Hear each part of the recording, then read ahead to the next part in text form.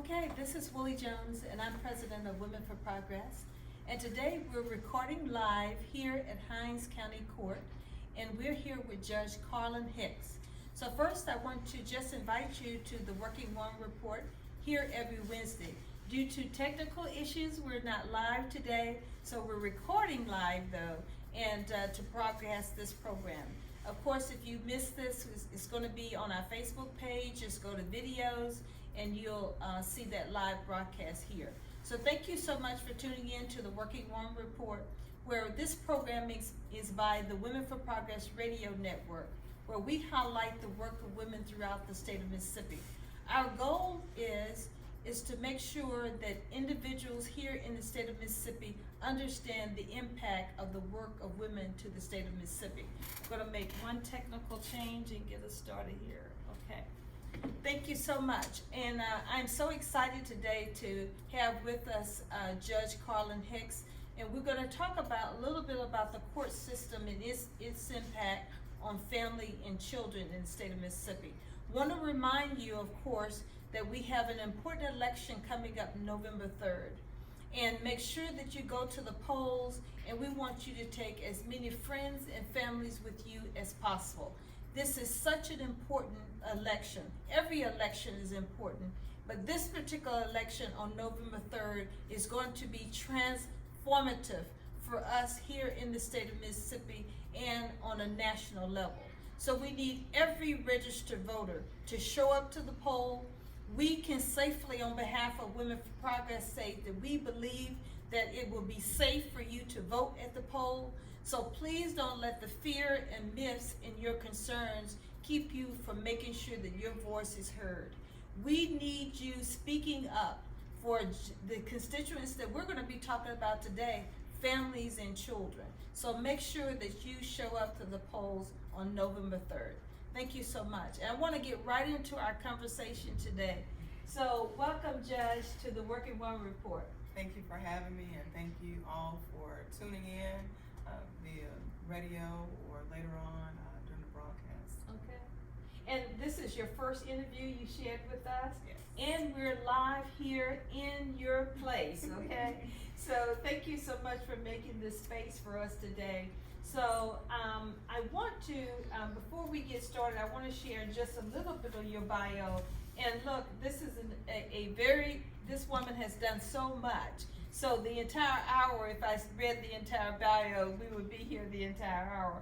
But we want you to Google her, and there's information on the Jackson State website, and there's also information on the Mississippi School of Law website also.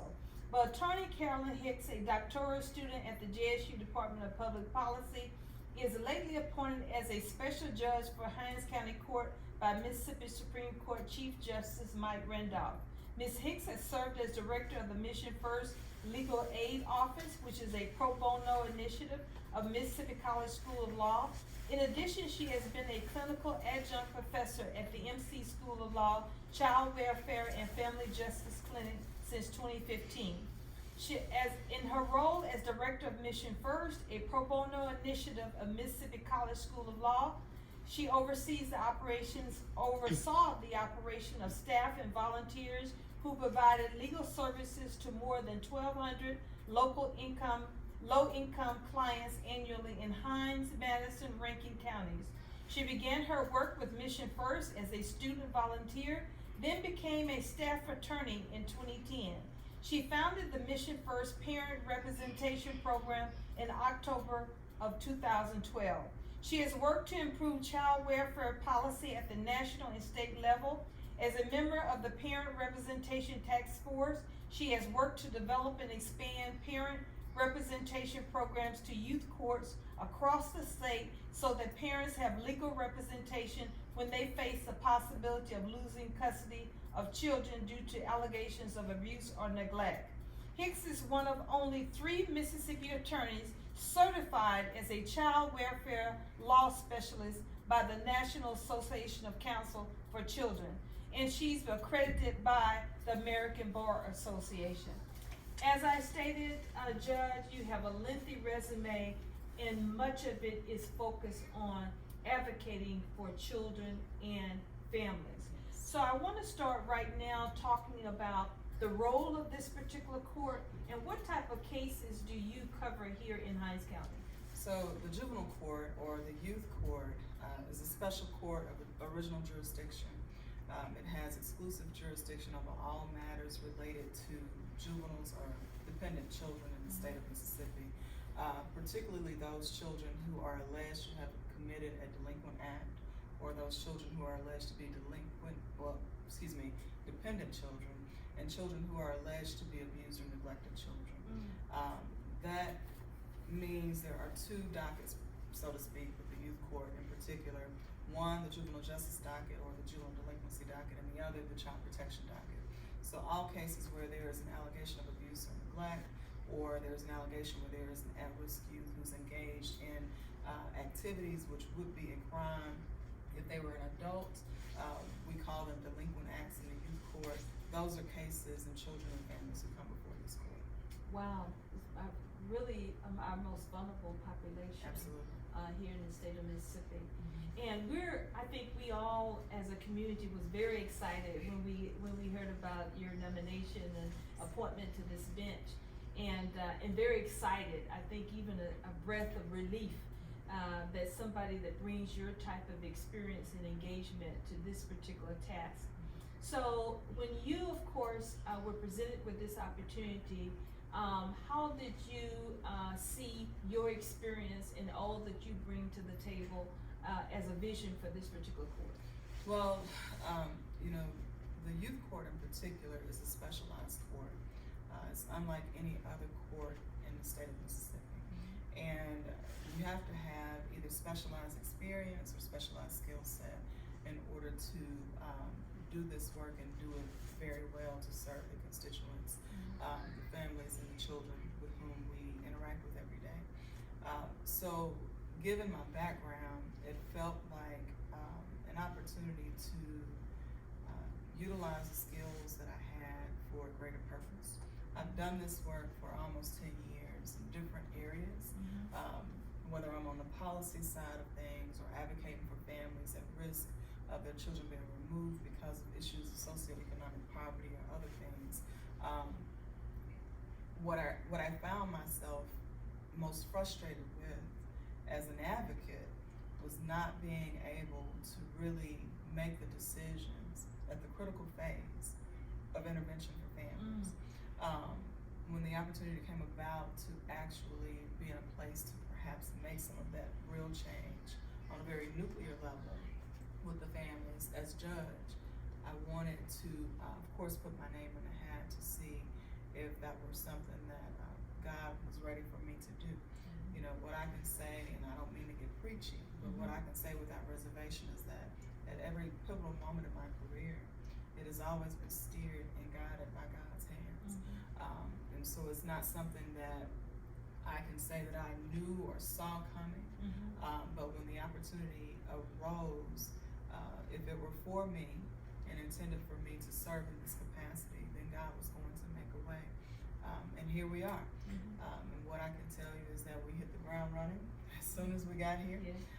We've been doing some really great work, and there are some really critical needs that we've identified early on. When you are sitting as judge, you have to, in this court, you're not only the arbiter of justice, but you're the finder of fact. And so I have to have the most complete information within a hearing setting to try to make a determination. What I don't take lightly is that my decision making from the bench has a huge impact on the children and families who come before me. And so that is something that I am most appreciative of. I don't take it lightly for a second, but it's also something that causes me and everyone involved with our system to really try to think creatively on how we can best meet the needs of these families, because not every family is the same. Right. Not every family's needs are the same. Resources are limited. And so what we have to do in this court is connect the dots. It's not just the judicial system. From where I said the youth court is very unique. The youth court relies on systems of care. It relies on policy. It relies on brain science and development, early childhood development, family dynamics, counseling, clinical perspectives. There are so many pieces that make up the youth court system that is not just the judicial system. So with that, we have to rely on all partners, all stakeholders, because we're dealing with young people, we're dealing with vulnerable families, we're dealing with the backdrop of poverty, we're dealing with the backdrop of access, we're dealing with the backdrop of very limited community-based resources, and being able to connect those dots, and that's what we do every hearing, every day, all day. And also, you talk about all these things that you have to encompass, but including trauma. Absolutely. Historical trauma Absolutely. to families, and Yes. then what we're experiencing right now, the pandemic and the COVID-19, all of those issues that bring to the table. And I think one of the excitements is yes, there's law there that you have, that you're guided by, and then there's all of these other partners that come in to pay the place. But also by you being, we talk about the power of the bench so very, very often, but by you being a woman judge who's a mother, Yes. that is critical to being able to hear the fact, as you say, to review the law, but also be administering, bring all those things together in a comprehensive way that you can really make sure that justice is equal. Yes, and what we call it in this area is the jurisprudence is compassionate jurisprudence. Of course, I don't take lightly my job and the role that I have, but I certainly, I don't know if it's a premonition of sorts, but I can certainly, during the course of a hearing, determine whether or not this is a situation where we need to talk a little bit further with this child. And it's been the practice, my law clerks will tell you, it's been a practice for this court. We will seal the courtroom. It's already confidential, but sometimes the youth may not want to disclose some things to the court if their aunts or their uncles are here to support.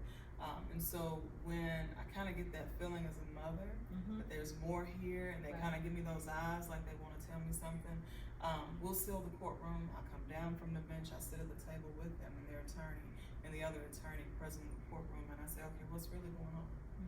Because ultimately I need the fullness of information so that I can make a decision, because the ruling that I make impacts you today.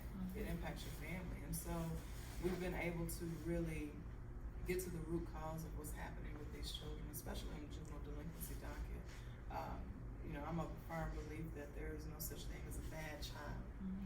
There are children who, because of missed opportunities to intervene at critical moments of their upbringing, have now behaviors that manifest themselves in different ways. But it certainly impacts my jurisprudence. Being a woman, being a mother, I can see the parents, I see the mothers who come before me. I can tell when they're overburdened, they're stressed, they don't know what to do. And they're coming to the court because they need help. It may be that the issues that they have is not a legal issue, but they need respite, they need a break, they need someone to connect them to some resources, some peer support. And so we're able to connect with families in that way. And of course, how I approach every case. I think being a woman gives me and being a mother gives me a certain level of insight and intuition that is a strength for the bench. And of course, being able to approach who I view as really broken children. You mentioned trauma. I can tell you that I've not had yet a child on the delinquency side who had not had some level of either CPS involvement early on or some type of traumatic event. In fact, the majority of the children who come before us for having alleged to have been delinquent children are really here, unfortunately, because they have a mental health challenge or a behavioral health challenge for which their families don't have resources. They've kind of they're at their wits' end on what they can do. And I find myself quite often on the delinquency side connecting families to mental health services and resources. These are children who have PTSD, 13-year-old with PTSD because of the things that they've experienced growing up or the things that they've witnessed either in their home environment or in their neighborhoods or their communities. So that's not a child who I can approach Right. with an iron fist. Right. You know, I have to see who that child is, and ask the critical questions, what happened to this child? And not just focus on what the child did. And let's be clear around when we talk about mental health and mental health. Yes. Is that I think sometimes when we think of that, we think of some of the specific diseases or specific body and mind issues. But when we talk about mental health, a child could be depressed. Yes. A child could be experiencing overwhelming stress. Yes. We know now children don't have that structure in their school system. So we have that type of trauma and that type of stress. They're not able to see their friends. I know with my own grandchildren, I have a grandson and two grandsons that spend quite a bit of time with me. I have one that gets up every morning and walks religiously because that's his way of dealing with being in the house all the time and those kind of things. So giving them even the tools or opportunity to access those things that will help them even guide their conversations. Because I think sometimes, I mean, I can imagine even the communication issues that you have, because a lot of children on lots of different age levels cannot communicate how they're feeling. Right, and not only communication, but just basic socialization, you know. In this court, it's this court's practice that if you show up for court, you get an opportunity to speak. And so families know if they appear before Judge Hicks that they're gonna have an opportunity to be heard. Children know that they're gonna have an opportunity to speak. And on the CPS side, families can come to court. We don't make decisions about families in the absence of families. I don't make decisions about children in their absence. You saw earlier this week I posted about the children's room that we're working on. I have to hear from the children to know what's going on. And you're absolutely right. I think COVID-19, this public health pandemic, has caused some psychological challenges for all of us, whether we've got a predisposition or not. It has had an impact on everyone. If we take a child who's, of course, what science tells us, who thrives and flourishes, they meet their milestones by human interaction and human engagement. When we remove that and we put them in a sterile situation where they are not yet developed or equipped to do virtual engagement for 6 to 7 hours a day, then of course we're going to see that manifest in other ways. You know, that doesn't have to be a situation where you're already having competing issues of homelessness or competing issues of substance use disorders with your family or your parents or domestic violence in your home. So many other things that we don't even have to think about. If you take a typical child, and I hate to use that term because what's typical? Right. But if you take a typical child and you put them in a setting due to COVID-19 and you restrict that human interaction and engagement, then you're going to see a very direct impact from that. You know, it's not just communication, but it's socialization too. We as human beings, we thrive in a congregate type setting. We have to talk to each other. We have to, it's kind of like the village mentality. When you take that away from us, then we don't fare as well.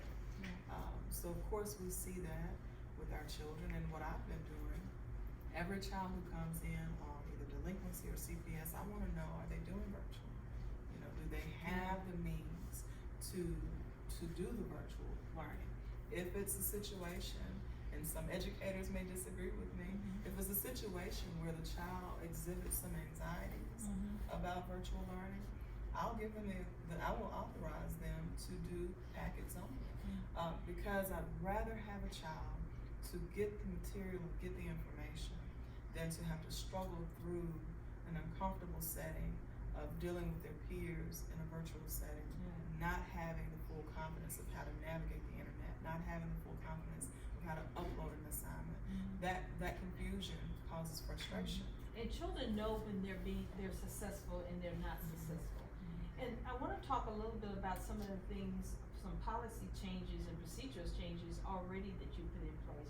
You mentioned this children's room. I think that's the big thing we saw you painting the room and stuff. Because a lot of children are coming through here, and this whole environment is a court system. that can be scary. Kids are talking already, they're watching TV, they're seeing all the violence that are going on. A lot of it is associated with the courts, or at least those particular individuals are coming through the court system.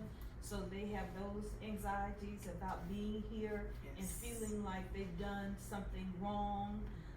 So you have provided, what was the catalyst for that particular room, and what did you think that was gonna impact? So, I had a child, probably the second week I was here. She was 12 years old, I just turned 12. So this happened when she was 11. She came into the courtroom, and the alleged act that she had committed was that she poured grease on the floor, and she missed the school bus incident. That child was transported to the detention center in handcuffs in the back of a police car. Wow. The aunt had custody of this child, called the police on this child because she poured grease on the floor. Wow. And that was probably one of the first cases where I said, wait a minute, we're doing things to the detriment of these children. That child will now have some system-imposed trauma from that experience. It's also a situation where the aunt needed additional support and tools on how to appropriately parent, because you cannot weaponize JPD or law enforcement to parent or discipline your child. But I had to look at that 12-year-old, and she was obviously very afraid, very shaken, and very scared. And at that time, the children came and sat directly in front of the court, isolated and alone. You know, they have an attorney, the attorney sat over here. And so there were some small things that I did, like put the attorney and the child on the same table. Because in any other court, if you have an attorney, your attorney sits alongside you. Even if you tell a child, you have a right to counsel, you have a right to remain silent, you have a right to subpoena witnesses, you have a right to cross-examine any witnesses who may testify against you, and ultimately you have a right to appeal this matter before the Supreme Court. They don't feel as though they're represented if their attorney is not where they can talk to them. Yeah. And so we made it where the child sits with their attorney and they feel supported. Well then, as I continued to kind of look and analyze the situation, you know, youth were coming into the courtroom in shackles or in handcuffs. And I wanted to know, where else in the facility are they shackled or in handcuffs? And nowhere else in the facility were they shackled or in handcuffs. And, you know, I heard from detention staff in the back, and they would say that the kids would get really anxious and nervous when they knew that they had court.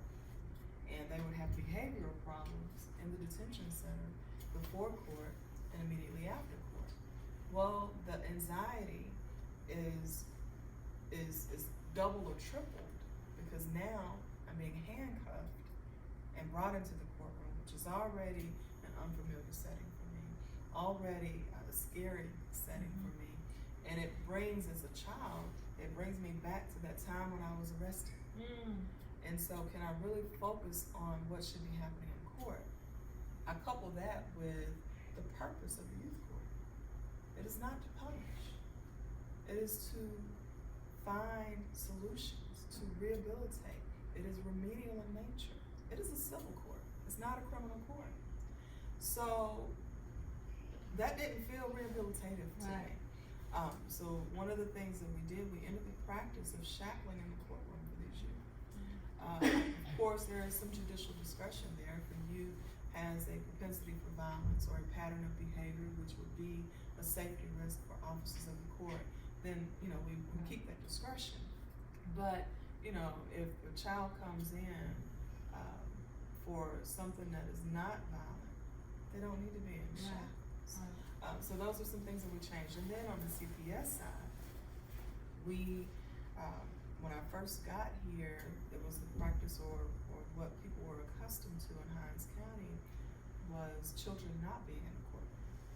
Well, I can't make a decision about the future status of a child, their permanency and their well-being and their safety, if they're not here. Right. You know, I can certainly hear CPS testimony tell me, well, the child is doing well. or the terms are the child is doing well in the current placement, Your Honor. Well, I don't know that for sure without seeing that child. And you'd be surprised how articulate children are when you ask them questions directly. In the youth court system, there is a guardian ad litem who is appointed to represent the interests of children. The guardian ad litem cannot faithfully and accurately represent that child's best interests if they don't have an opportunity to visit with and talk to the child. So we made the determination that children needed to be in the courtroom. Beyond that, the law requires that. State statute requires at adjudication hearings that children who are at a certain age are served to be present. And when we have permanency hearings, we want to hear from you.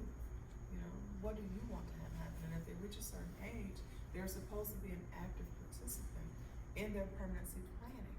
So with that, when we would bring them to court, those children were scared, and they were intimidated, and they were afraid.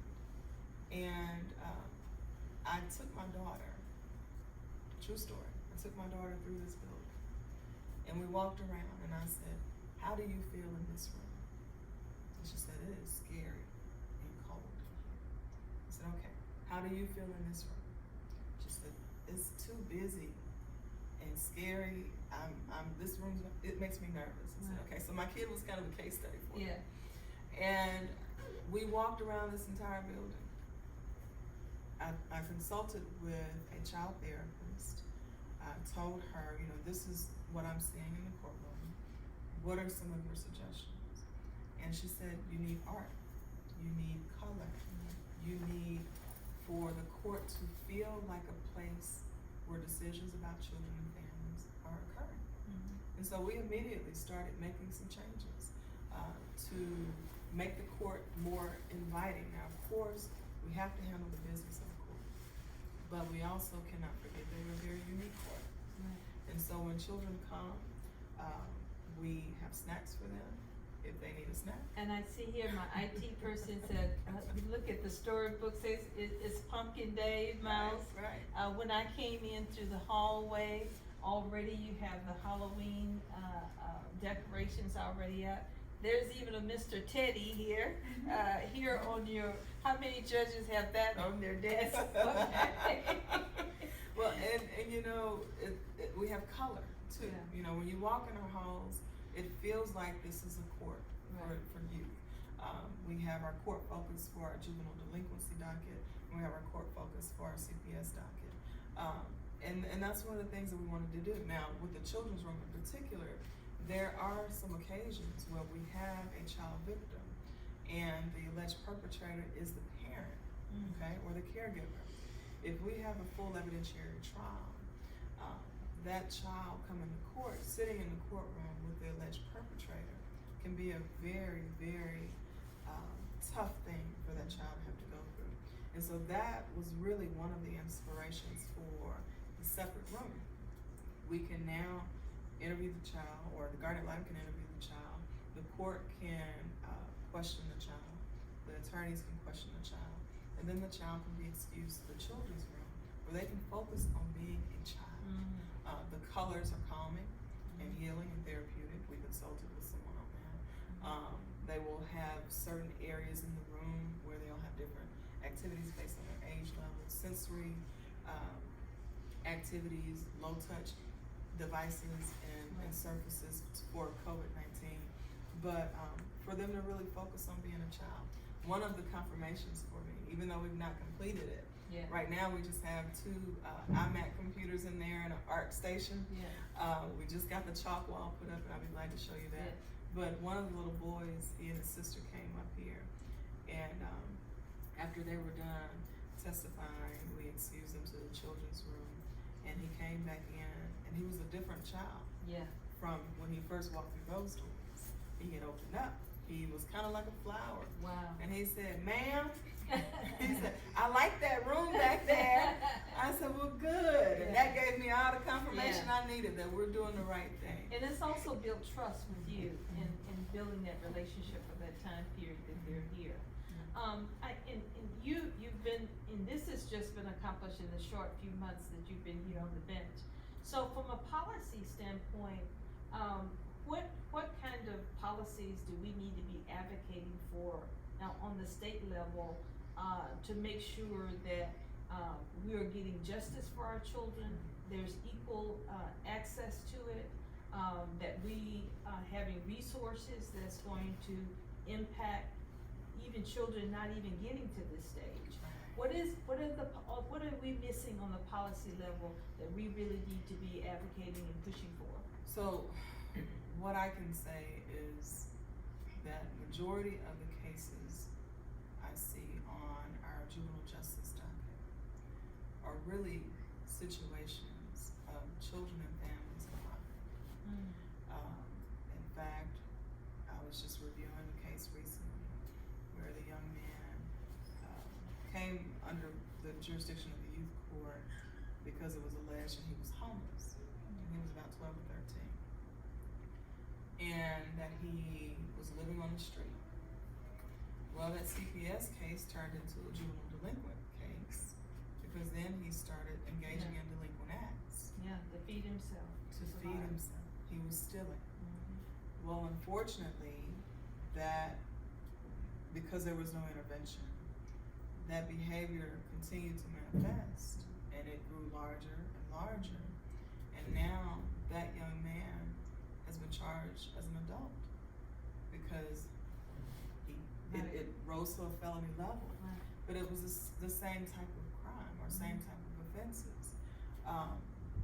That's a child who, if his family had the resources at the time when he was homeless, he wouldn't be a juvenile facing adult charges today. Right.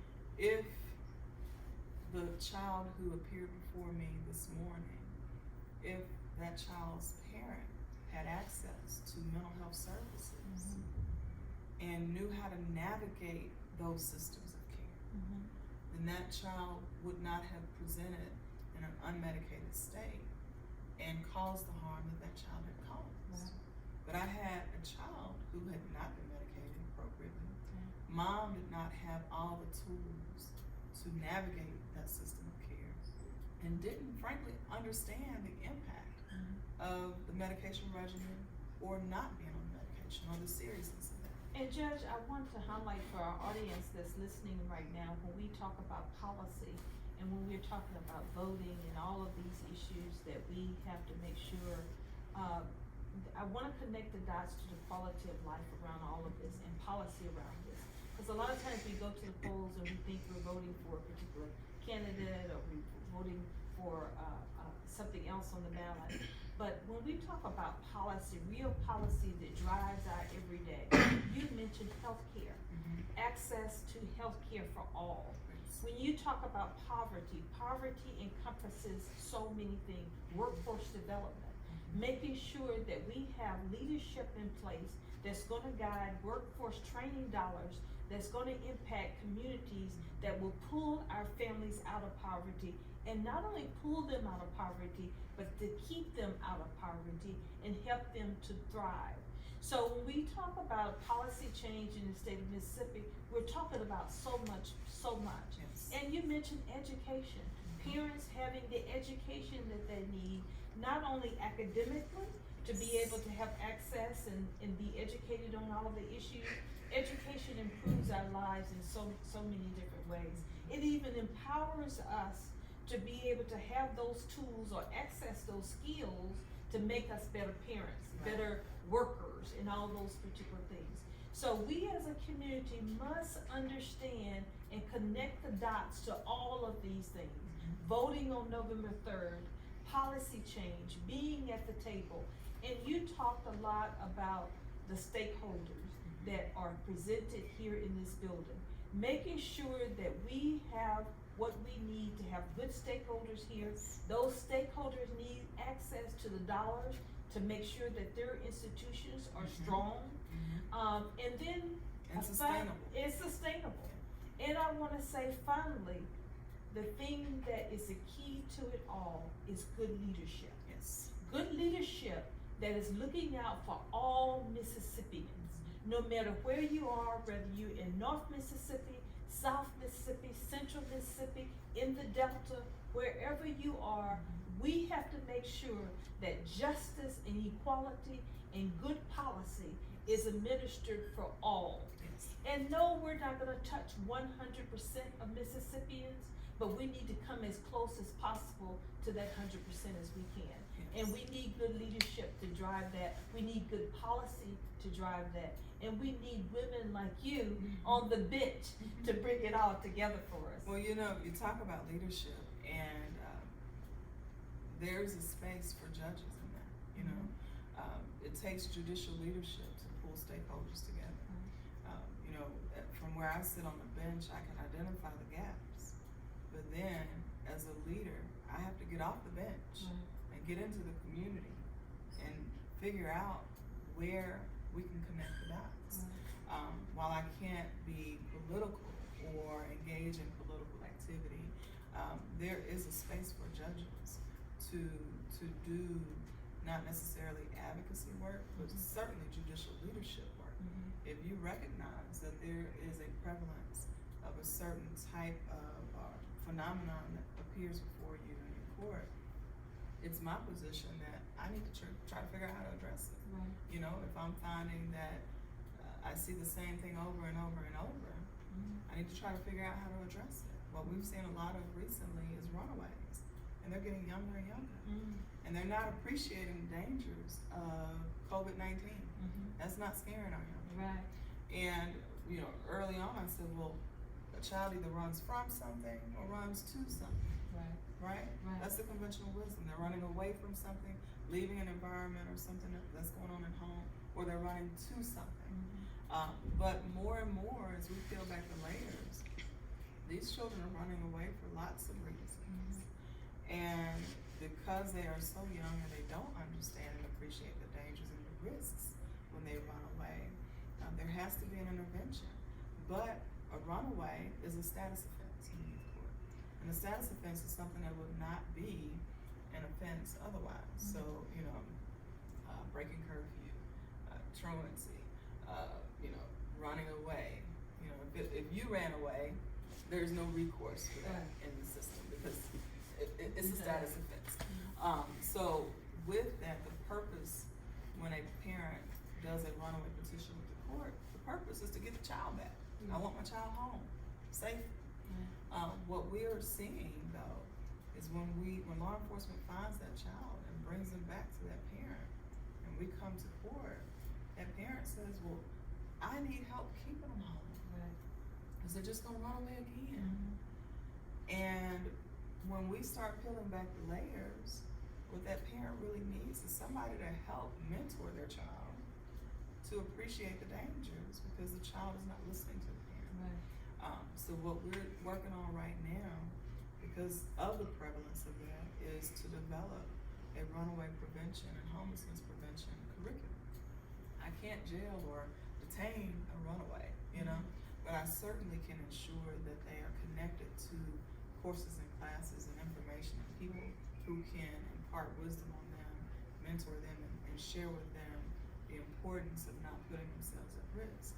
But if I just sit on the bench and I don't go out in the community and say, listen, this is the issue that we're having, what resources are out there? If I don't take that judicial leadership to try to figure out if there aren't any resources out there, how can we find them or connect them, then I'm doing a disservice.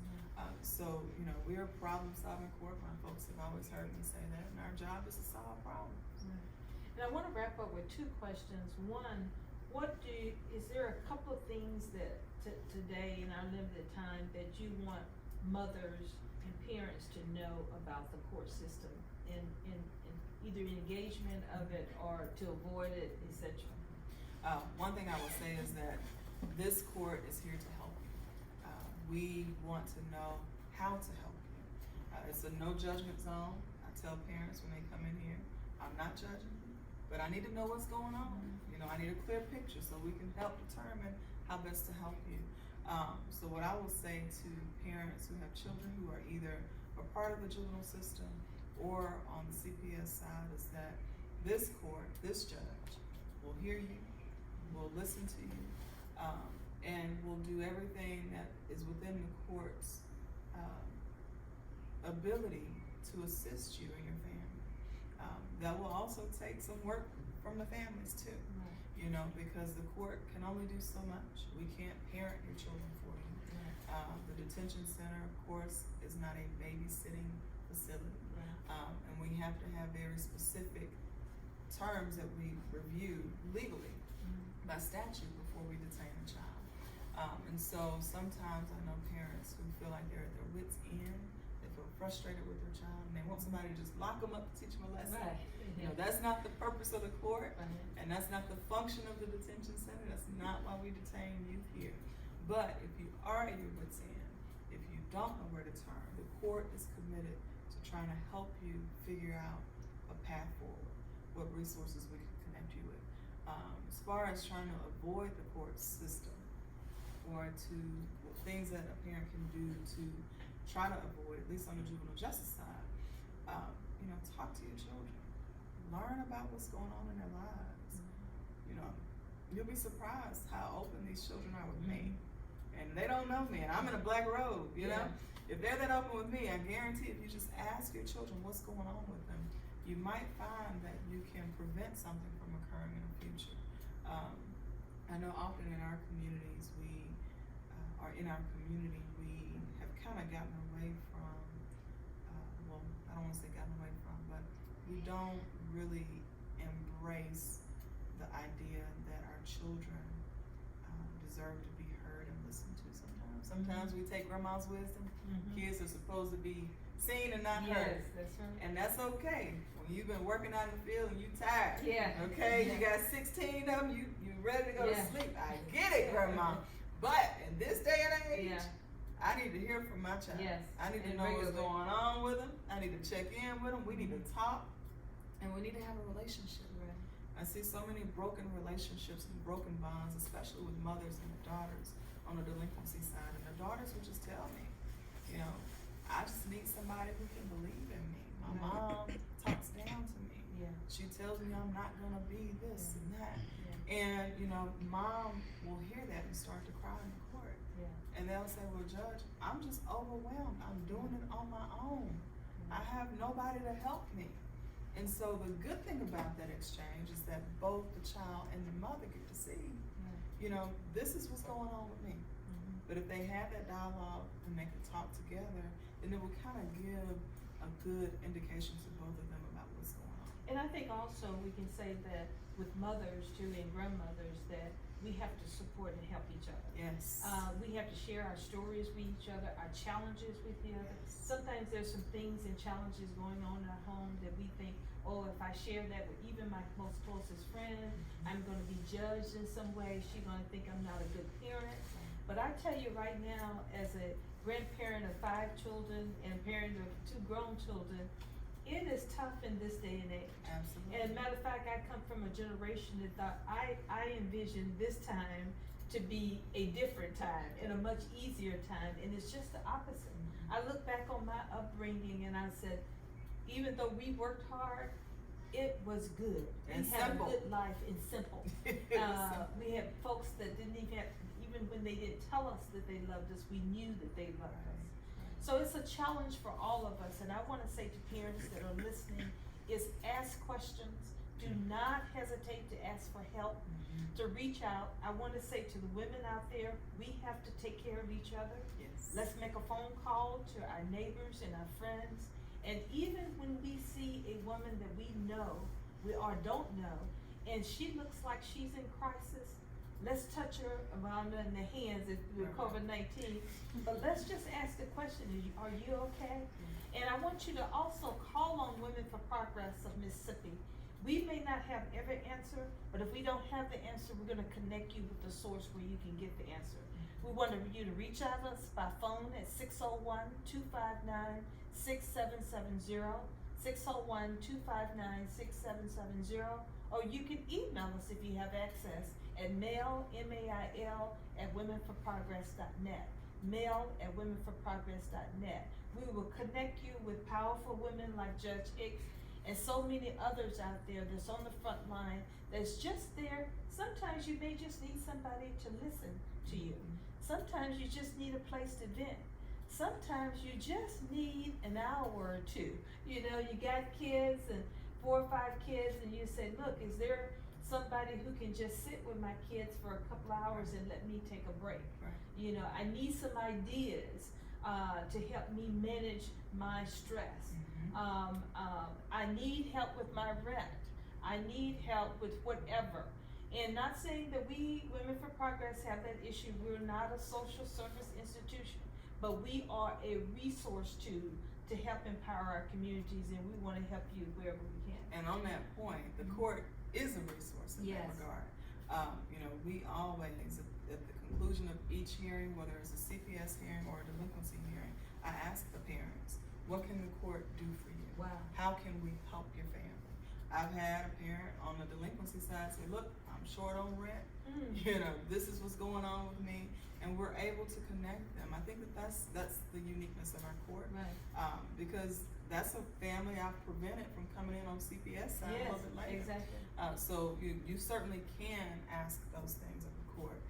If you don't ask us, we're gonna ask you, you know, how can we help you and how can we support your family? And I want to say too also that when you go to the polls on November 3rd, know that you are advocating for families and children, that you're advocating for good policy, you're advocating for good leadership, and there are women on the ballot. So you're advocating for more women on the ballot. So we want you to make sure that you use your vote smartly, that you're thinking about all of those issues and all of those things when you go to the polls. Judge, this has been amazing. Thank you so much. We Thank want you to you. continue to reach out to us also Yes. when you're in need or you need more stakeholders in your process. We thank you so much for what you give, because we know you also are a full-time mother, your Yes, own yes, and I wife, am. and all of those things. So you have your own challenges, especially This around is true. COVID-19. This is true. So thank you so much for giving us this time today to be in your space. I love the idea of being here in this space, and on our way out, we're gonna check out some of the other spaces that are here. This has been an inviting experience, and we thank you so much for giving our time today. Thank you for having me. I appreciate you.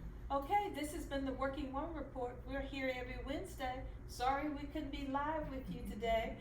So you just got our conversation a little later today, but thank you so much for sharing. When you get this video, we want you to reshare it out to your friends and your family, and share it as many places as you can to share the work of Women for Progress Radio Network and this podcast, the Working One Report.